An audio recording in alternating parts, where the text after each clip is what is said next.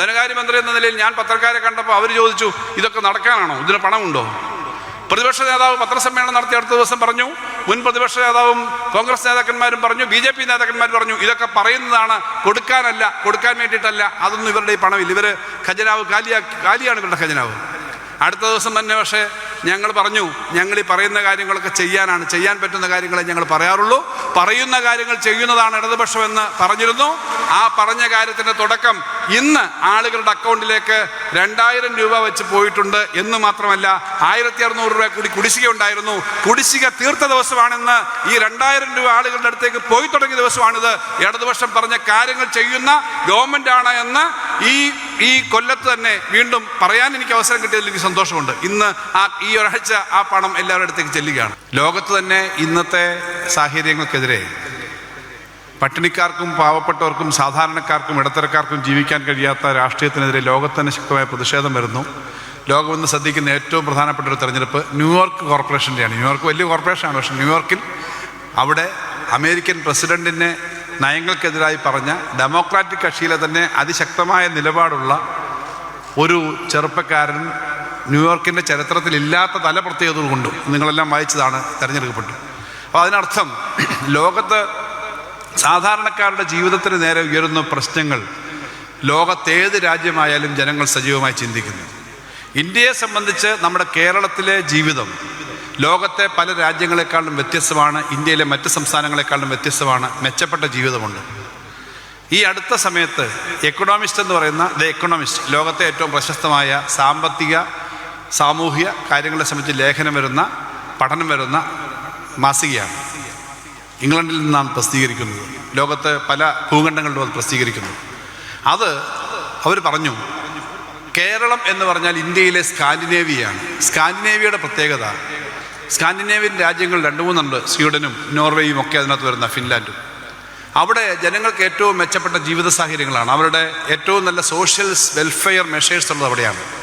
ചികിത്സ, ഭക്ഷണം, തൊഴിലില്ലായ്മ വേതനം തുടങ്ങിയ വലിയ കാര്യങ്ങളുണ്ട്. അതാണ് സ്കാൻഡിനേവിയൻ പ്രത്യേകത. വലിയ ടാക്സുമാണ്, പക്ഷേ എല്ലാവരുടെയും ജീവിതം സുരക്ഷിതമാക്കും. എല്ലാവർക്കും സ്വസ്ഥമായി ജീവിക്കാൻ കഴിയുന്ന ലോകത്തെ ഏറ്റവും മെച്ചപ്പെട്ട ജീവിത സാഹചര്യമുള്ള സമാധാനമുള്ള പ്രദേശം സ്കാൻഡിനേവിയാണ്. ഇന്ത്യയിലെ സ്കാൻഡിനേവിയാണ് കേരളം എന്ന് പറഞ്ഞു. കേരളത്തിൻ്റെ ജീവിത നിലവാരം, സാധാരണക്കാർക്ക് സ്വസ്ഥമായി ജീവിക്കാൻ കഴിയുന്ന, സമാധാനമുള്ള, ആർക്കും അതിദാരിദ്ര്യമില്ലാത്ത മെച്ചപ്പെട്ടൊരു സാഹചര്യമുള്ള സ്ഥലമാണ് കേരളം എന്ന് എക്കണോമിസ്റ്റ് പറഞ്ഞു. അങ്ങനെ പറയുന്നൊരു സ്ഥിതിയിലേക്ക് കേരളം എത്തിയത് നമ്മുടെ പൂർവികരും നമ്മളും എല്ലാം ചേർന്ന് നടത്തിയ പ്രവർത്തനത്തിൻ്റെ ഭാഗമാണ്. അത് ശക്തിപ്പെടുത്തുക എന്നുള്ള പൊതുവായ സാമൂഹ്യ രാഷ്ട്രീയ ഉത്തരവാദിത്വം കേരളത്തിലെ ജനങ്ങൾക്കെല്ലാം ഉണ്ട് എന്ന് നമ്മൾ വിശ്വസിക്കുന്നു. അത് മുന്നോട്ട് കൊണ്ടുപോകണമെങ്കിൽ ഇടതുപക്ഷത്തിൻ്റെ ജനക്ഷേമകരമായ, ജനപ്രിയമായ, ജനപക്ഷത്ത് നിൽക്കുന്ന രാഷ്ട്രീയം വേണം എന്നുള്ളതാണ് ഈ തെരഞ്ഞെടുപ്പിലെ ഏറ്റവും പ്രധാനപ്പെട്ട രാഷ്ട്രീയം. ഇവിടെ സ്വാഗതം ആശംസിച്ചുകൊണ്ട് ഏണസ്റ്റ് ഈ കോർപ്പറേഷനെ സംബന്ധിച്ചുള്ള ധാരാളം കാര്യങ്ങൾ പറഞ്ഞു. കൊല്ലത്തിൻ്റെ പ്രത്യേകത നമുക്കറിയാം. കൊല്ലം ഒരു പുതിയ നഗരമല്ല. കൊല്ലവർഷവും കൊല്ലത്തിൻ്റെ പേരിലാണ് എന്ന് നമ്മൾ അവകാശപ്പെടുന്ന ചരിത്രരേഖകളിൽ നിന്ന് പലതരത്തിലുള്ള ഇൻ്റർപ്രിട്ടേഷൻ ഉണ്ടെങ്കിലും കൊല്ലവർഷത്തിൻ്റെ കാര്യമായാലും പഴയ വ്യാപാരത്തിൻ്റെയും വാണിജ്യത്തിൻ്റെയും കേന്ദ്രമായ കൊല്ലമായാലും കൊല്ലം കണ്ടവൻ ഇല്ലം വേണ്ട എന്നുള്ള പഴയ കാലത്തെ ആ പ്രൗഢിയുടെ ആ പഴഞ്ചൊല്ലുകളായാലും ഒക്കെ കൊല്ലത്തിൻ്റെ പഴയ പാരമ്പര്യം വിളിച്ചോതുന്നതാണ്. തിരുവിതാംകൂർ രാജ്യത്തെ ആദ്യത്തെ ഏറ്റവും പ്രശസ്തമായ നഗരങ്ങളിലൊന്നാണ് കൊല്ലം. കൊല്ലത്ത് കച്ചേരി ആരംഭിച്ചത് നമുക്കറിയാം വേലുത്തമ്പി ദളവയുടെ കാലത്താണ്. കേരളത്തിൻ്റെ ഈ മേഖലയുടെ അഡ്മിനിസ്ട്രേഷൻ്റെ ഏറ്റവും പ്രധാനപ്പെട്ട കേന്ദ്രമായിരുന്നു. ആദ്യം തിരുവിതാംകൂറിൽ വിമാനമിറങ്ങിയത് കൊല്ലം ആശ്രമ മൈതാനത്താണ്. വലിയ വിശാലമായ മൈതാനമുള്ളത് കൊണ്ടാണ്. കേരളത്തിലെ ഏറ്റവും ഉജ്ജ്വലമായ തൊഴിലാളി സമരങ്ങൾ നടന്നത് കൊല്ലത്താണ്. കേരളത്തിലെ അധസ്ഥിതരുടെ ഏറ്റവും ശക്തമായ പോരാട്ടത്തിൻ്റെ വേദിയായ കല്ലയും മാലയും അല്ലെങ്കിൽ കല്ലുമാല സമരം എന്ന് പറയുന്ന ആ സമരത്തിൻ്റെ പ്രഖ്യാപനം നടന്ന മൈതാനം ഈ ടൗൺ ഹാൾ നിൽക്കുന്നവരുടെ ചേർന്നുള്ള പീരങ്കി മൈതാനമാണ്. അങ്ങനെ ചരിത്രമുള്ളൊരു സ്ഥലമാണ് കൊല്ലം. ആ കൊല്ലത്തെ രാഷ്ട്രീയമെന്നും സാധാരണക്കാരനൊപ്പം നിൽക്കുന്ന, തൊഴിലാളിക്കൊപ്പം നിൽക്കുന്ന രാഷ്ട്രീയമായിരുന്നു. ആ രാഷ്ട്രീയം ഉയർത്തിപ്പിടിക്കുന്ന കൊല്ലത്തിൻ്റെ വികസനം, കൊല്ലം നഗരത്തിൻ്റെ വികസനം, കൊല്ലത്തിൻ്റെ കോർപ്പറേഷൻ്റെ പ്രവർത്തനങ്ങൾ ഈ നാട്ടിലെ സാധാരണക്കാർക്കൊപ്പം നിൽക്കുന്നതാണെന്ന് ഉറപ്പുവരുത്താൻ വീണ്ടും നമുക്ക് ഈ തെരഞ്ഞെടുപ്പിൻ്റെ ഭാഗമായി പ്രവർത്തിക്കാൻ കഴിയണം. ആ റിസൾട്ട് ഉണ്ടാക്കാൻ കഴിയണം. അതിൻ്റെ ഓരോരോ കാര്യങ്ങൾ ഞാൻ എടുത്തു പറയുന്നില്ല. ഈ തെരഞ്ഞെടുപ്പിൽ കേരളത്തിലെ തദ്ദേശ സ്വയംഭരണ സ്ഥാപനങ്ങൾ എങ്ങനെ പ്രവർത്തിക്കുന്നു എന്നുള്ളത് വീണ്ടും ജനങ്ങൾ ചർച്ച ചെയ്യുന്നതാണ്. കൊല്ലം നഗരം അതിവിപുലമായ വികസനത്തിൻ്റെ കുതിപ്പിലാണ് എന്നുള്ളത് നമ്മളാരും വെറുതെ പറയുന്നതല്ല. കൊല്ലം ഒരു മുനിസിപ്പാലിറ്റി ആയിരിക്കുന്ന കാലം മുതൽ ഒരു വിദ്യാർത്ഥിയായി കൊല്ലത്ത് വരുന്ന ആളെന്ന നിലയിൽ അന്നു മുതൽ കാണുന്നതാണ് കൊല്ലത്തുണ്ടായിരിക്കുന്ന മാറ്റങ്ങൾ. കൊല്ലം ഒരു ഉപദ്വീപ് പോലെ പണ്ട് കിടന്നിരുന്ന സ്ഥലമാണ്. അവിടെ ഉപദ്വീപ് എന്ന് ഞാൻ പറയാൻ കാരണം കൊല്ലം പണ്ടൊരു ദ്വീപായിരുന്നു എന്ന് തന്നെ ചരിത്രമുണ്ട്. ഇപ്പോഴും ഇങ്ങോട്ട് കടലിൻ്റെയും കായലിൻ്റെയും മധ്യത്തിൽ കിടക്കുന്ന സ്ഥലമാണ്. ഈ സ്ഥലത്ത് പുതിയ പുതിയ സ്ഥാപനങ്ങളും വ്യവസായങ്ങളും പുതിയ പുതിയ തൊഴിൽ മേഖലകളും എല്ലാം വരുന്ന ധാരാളം പ്രവർത്തനങ്ങൾക്ക് നാന്ദി കുറിച്ച ഒരു കോർപ്പറേഷനാണിത്. അതിനു മുമ്പ് മുനിസിപ്പാലിറ്റി ഉണ്ടായിരുന്നു. പക്ഷേ ഉറങ്ങിക്കിടന്ന ആ പഴയ കാലത്തു നിന്നും പഴയ പ്രൗഢിയിലേക്ക് കൊല്ലം കുതിച്ചുയരുന്ന ഒരു ഘട്ടമാണിത്. അതിന് ചെയ്ത കാര്യങ്ങളൊക്കെ ഇവിടെ പറയുന്നുണ്ട്, ഞാനത് എടുത്തു പറയുകയല്ല. നമുക്കിപ്പോൾ ഈ സംസ്ഥാന ഗവൺമെൻറ് ഞാൻ പറഞ്ഞു അതിദാരിദ്ര്യമില്ലാത്തത് ഉൾപ്പെടെയുള്ള കാര്യങ്ങൾ നടപ്പിലാക്കിയതിൻ്റെ പേരിലാണ് നമ്മുടെ കേരളത്തിന് വലിയ നേട്ടം കിട്ടിയത്. അതെങ്ങനെയാണ് നടപ്പിലാക്കിയെന്നറിയാം. പക്ഷേ അതിൻ്റെ എല്ലാം ആദ്യ മുന്നണിയിൽ സംസ്ഥാനത്തെ ഏറ്റവും നല്ല കോർപ്പറേഷൻ, കുടുംബശ്രീയുടെ പ്രവർത്തനം, അതിദാരിദ്ര്യമുക്തമാക്കുന്ന പ്രവർത്തനം, സാധാരണക്കാർക്ക് വേണ്ടിയുള്ള വിവിധ സ്കീമുകളെല്ലാം നടത്തുന്നതിന് കുടുംബശ്രീയുടെ ISO സർട്ടിഫിക്കറ്റ് ആദ്യം കിട്ടിയ പദ്ധതികളിലൊന്ന്, ഭരണഘടനാ സാക്ഷരത ആദ്യം കൊണ്ടുവന്ന സ്ഥലങ്ങളിലൊന്നെല്ലാം ഈ കൊല്ലം കോർപ്പറേഷനായിരുന്നു. അത് തുടർച്ചയായി ഈ കോർപ്പറേഷൻ നടത്തുന്ന പ്രവർത്തനമാണ്. ഇന്നിപ്പോൾ നമ്മുടെ നാട്ടിൽ ഏറ്റവും ഈ ഇടതുപക്ഷ ഗവൺമെൻറ്റിൻ്റെ രാഷ്ട്രീയത്തിനെ ശക്തിപ്പെടുത്തുക എന്നുള്ള ഉത്തരവാദിത്വം കൂടി തദ്ദേശ സ്വയംഭരണ സ്ഥാപനങ്ങൾക്കുണ്ട്. 3 ലെയറാണ് ഇന്ത്യയിലെ ഭരണഘടനാ സ്ഥാപനങ്ങളെന്ന് പറയാം. ഭരണത്തിൽ 1 കേന്ദ്ര ഗവൺമെൻറ്റാണ്, 2 സംസ്ഥാന ഗവൺമെൻറ്റാണ്, 3 തദ്ദേശ സ്വയംഭരണ സ്ഥാപനങ്ങളാണ്. കോർപ്പറേഷൻ, പഞ്ചായത്താകുമ്പോൾ പഞ്ചായത്തും ബ്ലോക്കും ജില്ലാ പഞ്ചായത്തും. ഈ 3 സ്ഥാപനങ്ങൾക്കും അതിൻ്റേതായ ഉത്തരവാദിത്വമുണ്ട്. കേന്ദ്ര ഗവൺമെൻറ് ദൗർഭാഗ്യവശാൽ സംസ്ഥാനങ്ങൾക്ക് പണം കൊടുക്കുന്നതിനകത്ത് പാർഷ്യാലിറ്റി കാണിക്കുന്നു എന്നുള്ളത് ഇന്ന് എല്ലാവരും അംഗീകരിക്കുന്ന കാര്യമാണ്. ഞാനതിൻ്റെ ഒന്നും കണക്കുകൾ പറയുന്നില്ല. കേരളത്തിന് 100 രൂപ കേരളം ചെലവാക്കുമ്പോൾ അതിനകത്ത് 25 രൂപ മാത്രമേ കേന്ദ്രത്തിൽ നിന്നുള്ള നമുക്ക് കിട്ടേണ്ട വിഹിതത്തിനകത്ത് ആകെ കിട്ടേണ്ടതിൻ്റെ വളരെ തുച്ഛമായ ഭാഗം 25 രൂപയെ കിട്ടുന്നുള്ളൂ. ബീഹാറിന് അത് 70 രൂപയാണ്. ഇങ്ങനെയുള്ള വ്യത്യാസമുണ്ട്. ആ വ്യത്യാസമുള്ളപ്പോഴും നമ്മളൊന്നും പുറകോട്ട് പോകാതെ ചെയ്യണം. അങ്ങനെ ചെയ്തുന്ന ഒരു സ്ഥലത്ത് ഈ 3 ഗവൺമെൻറ്റുകൾ, സംസ്ഥാന, കേന്ദ്ര, പ്രാദേശിക ഗവൺമെൻറ്റുകൾ നല്ലതല്ലെങ്കിൽ ഒരു കാര്യവും നടക്കില്ല. പ്രാദേശിക ഗവൺമെൻറ് ഉണ്ടെങ്കിലേ കൃത്യമായ കാര്യം നടക്കൂ. കാരണം ജനങ്ങളുടെ അടുത്തേക്ക് എത്തുന്നത് ഇത്രയും 56 പേര് ഇവിടെ ഇരിപ്പുണ്ട്. ഈ 56 സ്ഥാനാർത്ഥികളും മുമ്പുള്ളവരെ പോലെ തന്നെ ഓരോ വീടിലും ഓരോ ആൾക്കും സൗകര്യപ്രദമായ കാര്യങ്ങൾ ചെയ്യാൻ അവർക്കൊപ്പം നിൽക്കേണ്ടവരാണ്. അത്തരം തദ്ദേശ സ്ഥാപനങ്ങൾ കേരളത്തിലേ ഉള്ളൂ. ആ തദ്ദേശ സ്ഥാപനങ്ങൾ ശക്തിപ്പെടുത്തുവാനുള്ള പ്രവർത്തനങ്ങളാണ് നമുക്ക് ഏറ്റെടുക്കേണ്ടത്. ഇപ്പോൾ സംസ്ഥാന ഗവൺമെൻറ് ചെയ്യുന്ന ധാരാളം കാര്യങ്ങളുണ്ട്. ഇപ്പോൾ നമ്മുടെ സംസ്ഥാനത്ത് ഏറ്റവും സാധാരണക്കാരുടെ ജീവിതം മെച്ചപ്പെടുത്തുവാൻ, അതിദരിദ്രരുടെ ജീവിതത്തിൻ്റെ പ്രശ്നങ്ങൾ പരിഹരിക്കുന്നത് മുതൽ 42 ലക്ഷം കുടുംബങ്ങൾക്ക് ചികിത്സ ലഭിക്കുവാൻ സൗജന്യമായി 5 ലക്ഷം രൂപ വരെ ചികിത്സ കിട്ടുന്ന കാരുണ്യ പദ്ധതി നടപ്പിലാക്കുന്നതായാലും 62 ലക്ഷം കുടുംബങ്ങൾക്ക് പെൻഷൻ കിട്ടുന്നതിന് വേണ്ടിയിട്ടുള്ള സാമൂഹ്യക്ഷേമ പെൻഷൻ കിട്ടുന്നതിന് വേണ്ടി പെൻഷൻ പദ്ധതി നടപ്പിലാക്കുന്നതായാലും ഈ സർക്കാരാണ്. 62 ലക്ഷം പേർക്ക് പെൻഷൻ കൊടുക്കുന്നത് ഈ നേരത്തെ 1600 രൂപയാണെങ്കിൽ ഇപ്പോൾ 2000 രൂപയായി വർദ്ധിപ്പിച്ചു എന്നുള്ളത് ഈ ഘട്ടത്തിലാണ്, ഈ മാസം മുതലാണ് ആ പണം കിട്ടിത്തുടങ്ങുന്നത് എന്നുള്ളത് നിങ്ങൾക്കറിയാം. ഇന്നത്തെ ദിവസം മുതൽ ഈ പ്രഖ്യാപനം ക്യാബിനറ്റ് തീരുമാനിച്ചതിൻ്റെ ഭാഗമായി മുഖ്യമന്ത്രി പ്രഖ്യാപനം നടത്തിയപ്പോൾ 2000 രൂപ പെൻഷൻ വർദ്ധിപ്പിക്കും. 2 സ്ത്രീകൾക്ക് മുഖ്യമന്ത്രിയുടെ ഒരു പ്രത്യേക പദ്ധതിയാണ് സ്ത്രീ സുരക്ഷാ പദ്ധതി. അതിൻ്റെ ഭാഗമായി 35 ലക്ഷത്തോളം വരുന്ന കുടുംബങ്ങളിലെ സ്ത്രീകൾക്ക് 1000 രൂപ വെച്ച് മാസം കൊടുക്കുന്ന പദ്ധതി, അതിൻ്റെ പ്രവർത്തനം തുടങ്ങിക്കഴിഞ്ഞു. 3ാമത്തത് 5 ലക്ഷം വരുന്ന കുട്ടികൾക്ക് പഠനം കഴിഞ്ഞ് നിൽക്കുന്നവർക്ക് കണക്ട് വർക്ക് എന്ന് പറയുന്ന ഒരു പദ്ധതി എന്ന നിലയിൽ 1000 രൂപ വെച്ച് മാസം കൊടുക്കുന്ന പദ്ധതി. ഈ 3 പദ്ധതികളും ആശാ, അംഗൻവാടി ഉൾപ്പെടെ എല്ലാ മേഖലയിലും അവരുടെ വേതനവർദ്ധവും പ്രഖ്യാപിച്ച് മുഖ്യമന്ത്രി പത്രസമ്മേളനം നടത്തി കഴിഞ്ഞപ്പോൾ ധനകാര്യമന്ത്രി എന്ന നിലയിൽ ഞാൻ പത്രക്കാരെ കണ്ടപ്പോൾ അവർ ചോദിച്ചു, ഇതൊക്കെ നടക്കാനാണോ, ഇതിന് പണമുണ്ടോ? പ്രതിപക്ഷ നേതാവ് പത്രസമ്മേളനം നടത്തിയ അടുത്ത ദിവസം പറഞ്ഞു, മുൻ പ്രതിപക്ഷ നേതാവും കോൺഗ്രസ് നേതാക്കന്മാരും പറഞ്ഞു, BJP നേതാക്കന്മാർ പറഞ്ഞു, ഇതൊക്കെ പറയുന്നതാണ്, കൊടുക്കാനല്ല, കൊടുക്കാൻ വേണ്ടിയിട്ടല്ല, അതൊന്നും ഇവരുടെ ഈ പണമില്ല, ഇവർ ഖജനാവ് കാലിയാണ് ഇവരുടെ ഖജനാവ്. അടുത്ത ദിവസം തന്നെ പക്ഷേ ഞങ്ങൾ പറഞ്ഞു, ഞങ്ങൾ ഈ പറയുന്ന കാര്യങ്ങളൊക്കെ ചെയ്യാൻ പറ്റുന്ന കാര്യങ്ങളെ ഞങ്ങൾ പറയാറുള്ളൂ, പറയുന്ന കാര്യങ്ങൾ ചെയ്യുന്നതാണ് ഇടതുപക്ഷമെന്ന് പറഞ്ഞിരുന്നു. ആ പറഞ്ഞ കാര്യത്തിൻ്റെ തുടക്കം ഇന്ന് ആളുകളുടെ അക്കൗണ്ടിലേക്ക് 2000 രൂപ വെച്ച് പോയിട്ടുണ്ട് എന്ന് മാത്രമല്ല 1600 രൂപ കൂടി കുടിശ്ശിക ഉണ്ടായിരുന്നു. കുടിശ്ശിക തീർത്ത ദിവസമാണിന്ന്. ഈ 2000 രൂപ ആളുകളുടെ അടുത്തേക്ക് പോയി തുടങ്ങിയ ദിവസമാണിത്. ഇടതുപക്ഷം പറഞ്ഞ കാര്യങ്ങൾ ചെയ്യുന്ന ഗവൺമെൻറ്റാണ് എന്ന് ഈ കൊല്ലത്ത് തന്നെ വീണ്ടും പറയാൻ എനിക്ക് അവസരം കിട്ടിയതിൽ എനിക്ക് സന്തോഷമുണ്ട്. ഇന്ന് ഈ ഒരാഴ്ച ആ പണം എല്ലാവരുടെ അടുത്തേക്ക് ചെല്ലുകയാണ്. പണം വെറുതെ കൊടുക്കുക എന്നുള്ളതല്ല ഗവൺമെൻറ് നയം. പണം അങ്ങനെ കൊടുത്തത് കൊണ്ട് മാത്രം പ്രശ്നം തീരില്ല. ഈ പണം കൊടുക്കുകയല്ല, ആളുകൾക്ക് സ്വയം വരുമാനം ഉണ്ടാകാനുള്ള പദ്ധതികളും വേണം. അപ്പോൾ സാധാരണക്കാരുടെ ചികിത്സ, സാധാരണക്കാരുടെ ഭക്ഷണത്തിൻ്റെ കാര്യം, വിദ്യാഭ്യാസത്തിൻ്റെ കാര്യം തുടങ്ങിയ കാര്യങ്ങൾ ഒരു വഴി കൂടി ചെയ്യുന്നു. എന്നാൽ എന്നും ഇങ്ങനെ കൊടുക്കുക മാത്രമാണോ? ആളുകൾക്ക് വരുമാനം ഉണ്ടാക്കാൻ വേണ്ടിയുള്ള പുതിയ വിദ്യാഭ്യാസ കേന്ദ്രങ്ങൾ, തൊഴിലവസരങ്ങൾ, റിസർച്ച് സെൻ്ററുകൾ, ഗവേഷണ സ്ഥാപനങ്ങൾ, പ്രൊഡക്ഷൻ സെൻ്റർ ഒക്കെ വരണം. നോളജ് എക്കണോമി ബേസ്ഡ് ആയിട്ടുള്ള, വിജ്ഞാനം അധിഷ്ഠിതമാക്കിയിട്ടുള്ള തൊഴിലവസരങ്ങൾക്ക് വേണ്ടി ധാരാളം പദ്ധതികൾ, വിദ്യാഭ്യാസ കേന്ദ്രങ്ങൾ അത് കേരളത്തിൽ ഏറ്റവും കൂടുതൽ വന്നുകൊണ്ടിരിക്കുകയാണ്. വർക്ക് നിയർ ഹോമും ഐ ടി പാർക്കുകളും ഒക്കെ. അത് മാത്രം കൊണ്ടല്ല, ഐ ടിയും അതുപോലെ ഇലക്ട്രോണിക്സും അടക്കമുള്ള കാര്യങ്ങൾ മാത്രമല്ല, നമ്മുടെ വിഴിഞ്ഞം തുറമുഖം വരുന്നതോടുകൂടി കേരളത്തിൻ്റെ മുഖച്ഛായ മാറും. കാരണം ലോകത്തെ ഏറ്റവും വലിയ കപ്പലുകൾ എടുക്കുന്ന 3 ലക്ഷം ടണ്ണ് കേവ് ഭാരമുള്ള കപ്പൽ, 25,000 ലോറിയിൽ കയറാവുന്ന കണ്ടെയ്നർ ഒറ്റ കപ്പലിൽ കയറ്റാവുന്ന വലിയ കപ്പലെടുക്കുന്ന തുറമുഖമാണ് വിഴിഞ്ഞം തുറമുഖം. ആ വിഴിഞ്ഞം തുറമുഖം പോലെയുള്ള 10ഓ 15ഓ തുറമുഖമേ ലോകത്തുള്ളൂ, അത്രയും വലിയ കപ്പലെടുക്കുന്ന. ആ വിഴിഞ്ഞം വരുന്നതോടുകൂടി കൊല്ലം വിഴിഞ്ഞത്ത് നിന്ന് 1.5 മണിക്കൂർ ദൂരെയാണ്. കൊല്ലവും കൊട്ടാരക്കരയും MC റോഡ് വഴി കൊട്ടാരക്കരയും അങ്ങേ മലയോര ഹൈവേ വഴി പുനലൂരും 1.5 മണിക്കൂർ മതി, 70 കിലോമീറ്ററാണ് ദൂരം. അവിടെ ആ ചുറ്റുപാടിനകത്ത് ധാരാളം വ്യവസായങ്ങൾ വരാൻ സാധ്യതയുണ്ട്. കേരളത്തിൻ്റെ ഏത് മേഖല വന്നാൽ പോലും വളരെ അടുത്താണ് വിഴിഞ്ഞം. കാരണം ഉത്തർപ്രദേശിൽ ഉണ്ടാക്കുന്ന സാധനങ്ങൾ, ബീഹാറിൽ ഉണ്ടാക്കുന്ന സാധനങ്ങൾ ബോംബെ തുറമുഖത്ത് എത്തിക്കണമെങ്കിൽ 2000, 3000, 2000, 2500 കിലോമീറ്റർ യാത്ര ചെയ്യണം. ഇവിടെ 500 കിലോമീറ്ററിനകത്തെത്തും. കൊല്ലത്തു നിന്നാണെങ്കിലോ 1.5 മണിക്കൂറോ 2 മണിക്കൂറോ കൊണ്ട് ഇവിടെ ഒരു ഫാക്ടറിയിൽ ഉണ്ടാക്കുന്ന സ്ഥാപനങ്ങൾ, ഇവിടുത്തെ ഒരു അസംബ്ലിംഗ് യൂണിറ്റിൽ ഉണ്ടാക്കുന്ന സ്ഥാപനങ്ങൾ, ഭക്ഷ്യ ഫാക്ടറിയിൽ ഉണ്ടാക്കുന്ന സ്ഥാപനങ്ങൾ അതിവേഗം നമുക്ക് കണ്ടെയ്നർ വിഴിഞ്ഞത്തെത്തിക്കാം.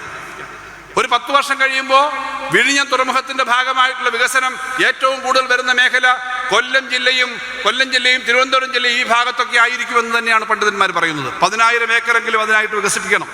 അതിൻ്റെ ഭാഗമായിട്ടാണ് കൊല്ലം, നമ്മുടെ വിഴിഞ്ഞത്തുനിന്ന് വിഴിഞ്ഞം, കൊല്ലം, പുനലൂർ ട്രയാങ്കിൾ എന്ന് പറഞ്ഞാൽ ഈ ഭാഗത്തെല്ലാം വികസനം വരാൻ വേണ്ടി 1000 കോടി രൂപ മാറ്റിവെച്ച്. 1000 കോടി രൂപയും മാത്രം നിൽക്കില്ല, അതിനും കൂടുതൽ വേണ്ടി വരും. അപ്പോൾ കൊല്ലം കണ്ടവനില്ലം വേണ്ട എന്നുള്ളത് വെറും ഒരു പ്രസംഗം മാത്രമല്ല, പഴയ ഒരു പുരാരേഖയിലെ ഒരു വൃത്താന്തം മാത്രമല്ല. കൊല്ലത്ത് ഈ കാര്യങ്ങളൊക്കെ വരണമെങ്കിൽ അതിന് കാഴ്ചപ്പാടോടുകൂടി പ്രവർത്തിക്കുന്ന ഗവൺമെൻറ്റാണ്. അതിൻ്റെ ഭാഗമായിട്ട് വികസന മേഖലയിൽ ധാരാളം കാര്യങ്ങൾ. കൊല്ലത്ത് ഇവിടെ ഏണസ്റ്റ് സംസാരിക്കുമ്പോൾ വിട്ടുപോയ ധാരാളം കാര്യങ്ങളുണ്ട്. നിങ്ങളുടെ ഓരോ സ്ഥലത്ത് പ്രസംഗിക്കുക, ഞാൻ അതൊന്നും എടുത്ത് പറയുന്നില്ല. യൂണിവേഴ്സിറ്റി കൊല്ലത്ത് കഴിഞ്ഞ 1ാം പിണറായി സർക്കാർ വന്ന സമയത്ത് ജെ മേഴ്സിക്കുട്ടിയമ്മ അടക്കമുള്ള മന്ത്രിമാരിരിക്കുന്ന സമയത്ത് കൊല്ലത്തിന് കിട്ടിയ ഏറ്റവും വലിയ ഭാഗ്യമാണ് ശ്രീനാരായണ ഗുരു ഓപ്പൺ യൂണിവേഴ്സിറ്റി. യൂണിവേഴ്സിറ്റിയുടെ ആസ്ഥാനം കൊല്ലമായി. 1 ലക്ഷത്തിലധികം കുട്ടികൾ ഇപ്പോൾ പഠിക്കുന്നുണ്ട് അവിടെ. കേരളത്തിൽ മാത്രമല്ല വിദേശത്ത് കുട്ടികൾ പഠിക്കാം. ഓപ്പൺ യൂണിവേഴ്സിറ്റിയാണ്.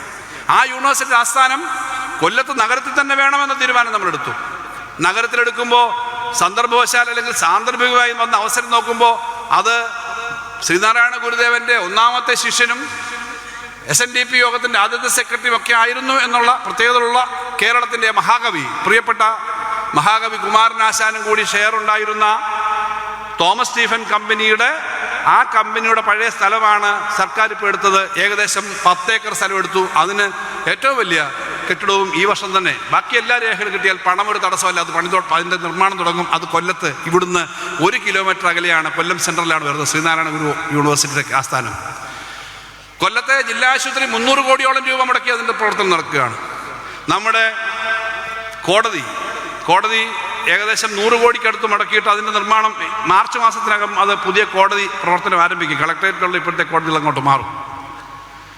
ഇവിടെ പറഞ്ഞു ഏറ്റവും മനോഹരമായ ടൂറിസം പദ്ധതി വരുന്നത് നമ്മുടെ അഷ്ടമുടിയിലാണ്. 59 കോടിയുടെ പ്രൊജക്റ്റ് ഇപ്പോൾ നടക്കുകയാണ്. ബാക്കി 25 കോടി നേരത്തെ കൊടുത്തുകൊണ്ട് അഷ്ടമുടി മുതൽ മൺട്രോത്തുരുത്തും അങ്ങ് കിഴക്കൻ മേഖല വരെയുള്ള ധാരാളം ടൂറിസം പദ്ധതികളുടെ കേന്ദ്രമാവുന്നു. ഓഷ്യനേറിയത്തിൻ്റെ കാര്യം പറഞ്ഞു. കടലിനടിയിലും കൂടെ പോയിട്ട് 100-500 മീറ്റർ കടലിനടിയിൽ കൂടി പോയി കടലിലെ ജീവികളെയും ആവാസ വ്യവസ്ഥയും കാണാൻ പറ്റുന്ന സിംഗപ്പൂരിലെ ഓഷ്യനേറിയം പോലൊരു ഓഷ്യനേറിയം അവിടെ വന്നാൽ എന്താ ഗുണം? അത് വലിയ ടൂറിസം സാധ്യതയാണ്. അത്തരം സാധ്യത ഉള്ളതുകൊണ്ടാണ് 200 റൂമും 300 റൂമുള്ള വലിയ ഹോട്ടലുകൾ കൊല്ലത്ത് വരുന്നത്. അതിനിപ്പുറത്ത് നമ്മുടെ തുറമുഖം വിഴിഞ്ഞം വന്നതുകൊണ്ട് തന്നെ തുറമുഖത്തിന് കുറച്ചുകൂടി വികസന പ്രവർത്തനം വന്നു. 2006 മന്ത്രിസഭയിൽ മന്ത്രിയായിരുന്ന മുല്ലക്കര ഉൾപ്പെടെയുള്ള ആളുകളുടെ ആ കാലത്താണ്, ഗുരുദാസ് സാഹു ഉൾപ്പെടെയുള്ളവരാണ് ആ തുറമുഖത്തിൻ്റെ സജീവതയിലേക്ക് വന്നത്. ഇപ്പോൾ ആ തുറമുഖം വീണ്ടും വികസിച്ചിരിക്കുന്നു.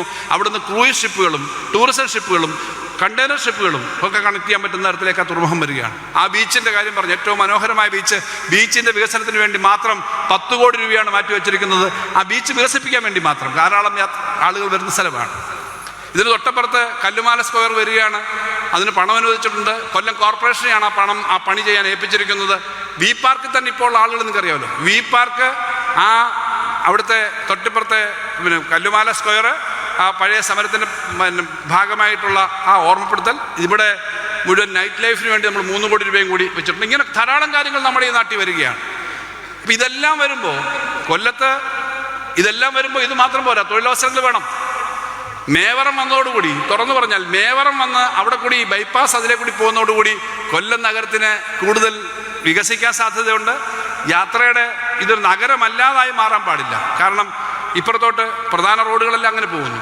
അപ്പോൾ കൊല്ലത്തിനകത്ത് ധാരാളം ജോലി ചെയ്യാനുള്ള അവസരങ്ങളുണ്ട്, ആളുകൾക്ക് വരാൻ പറ്റുന്ന ബസ്സുകളുണ്ട്, യാത്രാ സൗകര്യങ്ങളുണ്ട്, റെയിൽവേ സ്റ്റേഷനുണ്ട്. അവിടെ IT പാർക്ക് പോലെയുള്ള കാര്യങ്ങളെപ്പറ്റി അവിടെ ചിന്തിച്ചത് എനിക്ക് സന്തോഷത്തോട് പറയാം. ഞാൻ അവസാനിപ്പിക്കുകയാണ്.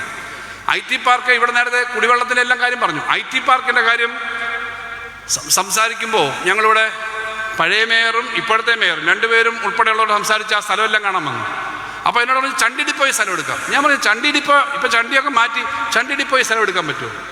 അവിടെ പോയി ഞങ്ങൾ ചണ്ടി ഡിപ്പോ പണ്ട് അതിലെ കൂടി ബോട്ടിൽ പോകുമ്പോൾ കണ്ടിട്ടുള്ള ചണ്ടി ഡിപ്പോ എന്ന് പറഞ്ഞാൽ മല പോലെ വേസ്റ്റ് കിടക്കുന്ന 50 വർഷത്തെ വേസ്റ്റ് മുഴുവൻ കിടന്ന ചണ്ടി ഡിപ്പോ ആണെങ്കിൽ ആ ചണ്ടി ഡിപ്പോ ഇപ്പോൾ ഒരു 5 സ്റ്റാർ ഹോട്ടൽ പണിയാവുന്ന തരത്തിലേക്ക് ആ മൈതാനമാക്കി മാറ്റി ഈ കോർപ്പറേഷൻ എന്നുള്ളതാണ് കോർപ്പറേഷന് മാർക്ക് കൊടുക്കുന്ന ഒന്നാമത്തെ കാര്യം.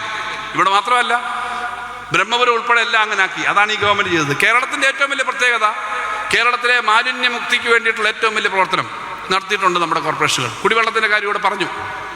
ഏകദേശം 50-60 കോടി രൂപ മോട്ടറിന് വേണ്ടി മാത്രം പണം ഇപ്പോൾ അനുവദിച്ചേക്കുന്നത്. വലിയ മോട്ടർ വേണം, 1000 HP ഒക്കെ മോട്ടർ വേണം. ആ വെള്ളം വസൂരിച്ചിറയിൽ വന്നിട്ട് ബാക്കിയുള്ള സ്ഥലത്തേക്കും വരും. നല്ല ക്ലീൻ എയർ, ക്ലീൻ വാട്ടർ, അതുപോലെ ഈ പൊല്യൂഷൻ കുറയ്ക്കുന്ന സ്ഥലം. ഇതിനൊക്കെ ഉപരി ഒരു കാര്യം കൂടിയാണ് കേരളത്തിൽ നമുക്ക് ജനങ്ങളുടെ മുമ്പ് പറയാനുള്ളത്. നിങ്ങൾക്ക് നല്ല ആരോഗ്യവും വിദ്യാഭ്യാസവും പൈസയും ഇഷ്ടം പോലെ ബിസിനസ്സും ഒക്കെ ഉണ്ടെന്നിരിക്കട്ടെ, നാട്ടിൽ ഇറങ്ങി നടക്കുമ്പോൾ സ്വസ്ഥതയില്ലെങ്കിൽ വല്ല കാര്യമുണ്ടോ? യുദ്ധവും അക്രമവും വർഗീയതയാണെങ്കിൽ വല്ല കാര്യമുണ്ടോ? ഏറ്റവും കൂടുതൽ സുരക്ഷിതമായി ആളുകൾക്ക് നടക്കാൻ കഴിയുന്ന സ്ഥലം ഏത് എന്ന് ചോദിച്ചാൽ കേരളമാണ് എന്ന അഭിമാനത്തോടുകൂടി പറയാൻ കഴിയുന്ന തരത്തിലേക്ക് ഈ നാടുണ്ട്. നിങ്ങൾക്കൊരു കടയിൽ പോയിട്ട് ബീഫ് കഴിക്കണം, മട്ടൺ കഴിക്കണം, മീൻ കഴിക്കണം, വെജിറ്റേറിയൻ കഴിക്കണം എന്ന് തോന്നിയാൽ കഴിക്കാൻ പറ്റുന്നൊരവസരം ഉണ്ടാകണം. വഴി കൂടി നടക്കുമ്പോൾ നമ്മുടെ ആരെങ്കിലും വർഗീയതയോ ജാതീയതയോ പറഞ്ഞ് ആക്രമിക്കുന്ന ഒരവസ്ഥ ഉണ്ടാവാൻ പാടില്ല. സ്വസ്ഥമായി നടക്കാൻ പറ്റണം. നിങ്ങളുടെ ഈ കോടിക്കണക്കിന് രൂപയുണ്ടെങ്കിൽ ചുറ്റും ഗൺമാന്മാരെ കൊണ്ട് മാത്രമേ നടക്കാൻ കഴിയുള്ളെങ്കിൽ ഈ സ്വസ്ഥത കൊണ്ട് ഈ നാട്ടിലെ വികസനം കൊണ്ട് വല്ല കാര്യമുണ്ടോ? കേരളത്തിൻ്റെ ഒന്നാമത്തെ കാര്യം ഏറ്റവും നല്ല സമാധാനമാണ്. ആ സമാധാനവും സുരക്ഷിതത്വം ഉറപ്പാക്കാൻ ഇടതുപക്ഷ മനസ്സുള്ള ജനങ്ങളും ഇടതുപക്ഷ സ്വഭാവമുള്ള ഗവൺമെൻറ്റുമാണ് പ്രവർത്തിക്കുന്നത്. ആ ഗവൺമെൻറ് ഈ നാട്ടിലുണ്ട് എന്നുള്ളതാണ് കേരളത്തിൻ്റെ ഏറ്റവും പ്രധാനപ്പെട്ട, നമുക്ക് ലോകത്തെവിടെയും പറയാവുന്ന കാര്യം. അങ്ങനെയുള്ള സമാധാനവും സംതൃപ്തിയുമുള്ള, ജനങ്ങളെല്ലാം ഒരുമിച്ച് നിർത്തുന്ന, എല്ലാവരുടെ ഒപ്പം നിൽക്കുന്ന ഒരു ജനകീയമായ പ്രാദേശിക ഗവൺമെൻറ്റാണ് ഏറ്റവും പ്രധാനം. ചെറിയൊരു ഗവൺമെൻറ് അല്ല. 2.5 എം.എൽ.എമാരുടെ ചവറയുടെ പകുതി കുറേ ഭാഗവും ഇരവിപുരവും അതുപോലെ തന്നെ കൊല്ലവും ചേരുന്ന ഈ സ്ഥലം, ഇത്രയേറെ ജനങ്ങളുള്ള, അതിവേഗം കുതിച്ചു കയറുന്ന, ഏറ്റവും കൂടുതൽ വികസന കാര്യങ്ങൾ വരുന്ന കേരളത്തിലെ നഗരമാണ്, ഇന്ത്യയിലെ തന്നെ പ്രധാനപ്പെട്ട നഗരമാണ്. അങ്ങനൊരു നഗരമായി വളരുന്ന കൊല്ലത്തിന് നേതൃത്വം കൊടുക്കാൻ കൂടുതൽ പദ്ധതികൾ ആവിഷ്കരിച്ചുകൊണ്ട് അടുത്ത 5 വർഷക്കാലം ചെയ്യാൻ പറ്റുന്ന കാര്യങ്ങൾ ചെയ്യാൻ തുടർച്ചയായ ഒരു ഗവൺമെൻറ്റിൻ്റെ സഹായമാണ് നമുക്കുണ്ടായത്. ഇവിടെ കേരളത്തിലെ ഏറ്റവും വലിയ ഇൻഡോർ സ്റ്റേഡിയം ഒക്കെ അപ്പുറത്താണ്. അതിൻ്റെ ഒന്നും കാര്യം ഞാൻ പറഞ്ഞു. കേരളത്തിലെ ഏറ്റവും വലിയ ഇൻഡോർ സ്റ്റേഡിയം ഉൾപ്പെടെ തൊട്ടപ്പുറത്താണ്. ഇതെല്ലാം ചെയ്യുന്നത് തുടർച്ചയായ ഒരു ഗവൺമെൻറ് ഉള്ളതുകൊണ്ടാണ്. ഇടതുപക്ഷ ഗവൺമെൻറ്റിൻ്റെ തുടർച്ചയാണ് ഇതിനൊക്കെ സഹായിച്ചത്. സംസ്ഥാന ഗവൺമെൻറ്റിൻ്റെ ബഡ്ജറ്റിലെ പ്ലാനിൽ വെക്കുന്നതിൻ്റെ 30% പണം 1 രൂപ കട്ട് ചെയ്യാതെ സംസ്ഥാന ഗവൺമെൻറ് താഴോട്ട് കൊടുക്കുന്നുണ്ട്. കഴിഞ്ഞ വർഷം 110% നമ്മുടെ കോർപ്പറേഷനും മുനിസിപ്പാലിറ്റിക്ക് കിട്ടിയത്. അങ്ങനെ കൊടുക്കുന്ന ഗവൺമെൻറ് അതെല്ലാം കൂടുതൽ ശക്തമാക്കാൻ കൊല്ലം ജില്ലയെ, അതിൻ്റെ കേന്ദ്രമായ കൊല്ലം കോർപ്പറേഷനെ ഏറ്റവും വലിയ വികസനത്തിലേക്ക് എത്തിക്കാൻ പറ്റുന്ന നേതൃത്വമായി പ്രവർത്തിക്കുന്ന ഒരു സംഘം ആളുകളെയാണ് നമ്മുടെ ഇടതുപക്ഷ ജനാധിപത്യ മുന്നണി സ്ഥാനാർത്ഥികളായി നിശ്ചയിച്ചത്. അവരെല്ലാവരും ഈ കൊല്ലത്തിൻ്റെ മാറ്റുകൂട്ടുവാനും വികസനം മുന്നോട്ട് കൊണ്ടുപോകാനും പറ്റുന്നവരാണ്. അവർക്ക് ഏറ്റവും വലിയ ഭൂരിപക്ഷത്തോടുകൂടി അവരെ വിജയിപ്പിക്കാൻ വേണ്ടിയുള്ള പ്രവർത്തനങ്ങൾ നമുക്ക് ഏറ്റെടുക്കാം. നമ്മുടെ നാട് കൊല്ലം കണ്ടവനില്ലം വേണ്ട എന്നുള്ള ആ പഴമൊഴി കൂടുതൽ ശക്തമാക്കുന്ന തരത്തിലേക്ക്, കൊല്ലമാണ് കേരളത്തിലെ ഏറ്റവും മെച്ചപ്പെട്ട നഗരങ്ങളിലൊന്ന് എന്ന് പറയാവുന്ന തരത്തിലേക്ക് മാറ്റിയെടുക്കാൻ പറ്റുന്ന ഈ ടീമിനെ നമുക്ക് ഒരുമിച്ച് വിജയിപ്പിക്കാം. അതിനെല്ലാവരും ഒരുമിച്ച് പ്രവർത്തിക്കണമെന്ന് മാത്രം അഭ്യർത്ഥിച്ചുകൊണ്ട് ഞാൻ എൻ്റെ വാക്കുകൾ അവസാനിപ്പിക്കുന്നു. എല്ലാ സുഹൃത്തുക്കൾക്കും സഹാക്കൾക്കും അഭിവാദ്യം അർപ്പിച്ചുകൊണ്ട് നിർത്തുന്നു.